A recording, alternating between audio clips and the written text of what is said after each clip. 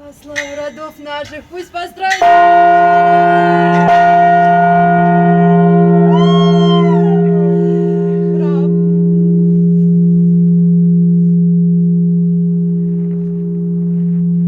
Не советую во время движения язычка становиться, вернее, оказаться внутри купола.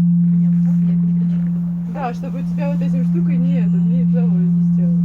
То так будет звенеть долго. Недолго. Кстати, можно прикладывать руки, это делать могут все. Таким образом мы звук гасим, но зато забираем энергию. Ни для кого же не секрет, что звон колокольный, он лечит. Да. И однажды так